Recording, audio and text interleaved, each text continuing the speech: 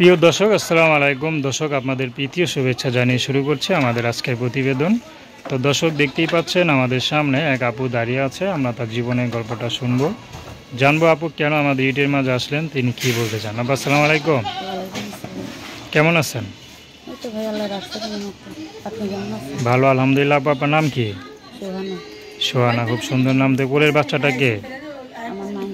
আপনার মেয়ে? আপনার মেয়ে তো অনেকে বলে ভাড়া ঠাড়া করে নিয়ে আসেন। আচ্ছা, চেহারা মিল আছে। যাই হোক, নাম কি? বাবা কোথায়? কি বলেন, এত সুন্দর বাচ্চা রেখে স্বামী ডিভোর্স দিয়ে দিলেন, কারণটা কি? আচ্ছা, কি ঘটনা ঘটছে একটু বলেন। আমি প্রতিবেদনের সামনে আসছি এই জন্য যে আমার স্বামী 4 মাস আগে ডিভোর্স দিয়ে দিচ্ছে। এখন মনে করেন আমি খুব কষ্টই আছি। আমার বাবার বাড়ি রংপুর, আমি মনে করেন রংপুরেতেই ছিলাম। শ্বশুর বাড়ি ঢাকা। বাচ্চার অনেক অসুখ ছিল, তো তাই রংপুরে ভর্তি ছিল। আমার শাশুড়িদের কাছে টাকা পয়সা নিতে গেছিলাম যে আপনাদেরই তো বাচ্চা কাচ্চা বড় হলে তো আপনারাই নেবেন, আপনারা পারলে আমার কিছু সহযোগিতা করেন, বাচ্চাটাকে সুস্থ করি। ভর্তি আছে মেডিকেল। এনারা আমরা খুব মারধর করছে। মায়েরা মনে করেন মাথা কাটায় দিচ্ছে, সেলাইও লাগছে মাথায়। এর জন্য আমি মনে করছি আমি প্রতিবেদনের সামনে আসে আমার বাচ্চার সহযোগিতার জন্য হয়। আপনারা তো অনেকেই বলেন যে আমি প্রতিবেদন অনেক মাইয়ার আছে যারা 2 নাম্বারই ব্যবসা করে। তো ভাই সবাই আসে না, সবাই সব রকম না। আমি আজকে মনের কষ্ট নিয়ে, আপনারা যদি বিশ্বাস না করেন, এই যে এখানে রিপোর্ট আছে, এই প্যাকেজিং আপনারা দেখতে পারেন। এর জন্য আমি যে প্রতিবেদনের সামনে আছি। এটা কার রিপোর্ট? এটা বাচ্চার কি হয়েছে? বাচ্চা হয়েছে শ্বাসকষ্ট, নিউমোনিয়া।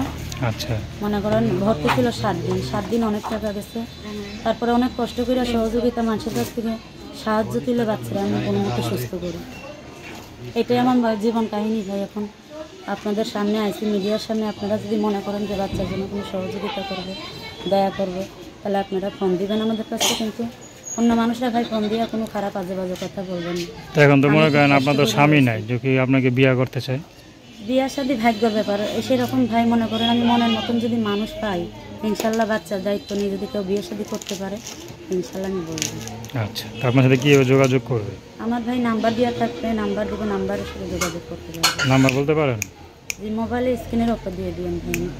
আচ্ছা, তো দর্শক, তার নাম্বারটা 01839196391। আমি নাম্বারটা আবারও বলছি, 01839196391। তো দর্শক, প্রেম ভালোবাসা, সাহায্য সহযোগিতা, বিয়ে শাদী করা একান্ত আপনাদের ব্যক্তিগত ব্যাপার। আসুন আমরা 5 ওয়াক্ত নামাজ পড়ি, সর্বদা দেশের সেবা করি। আসসালামু আলাইকুম।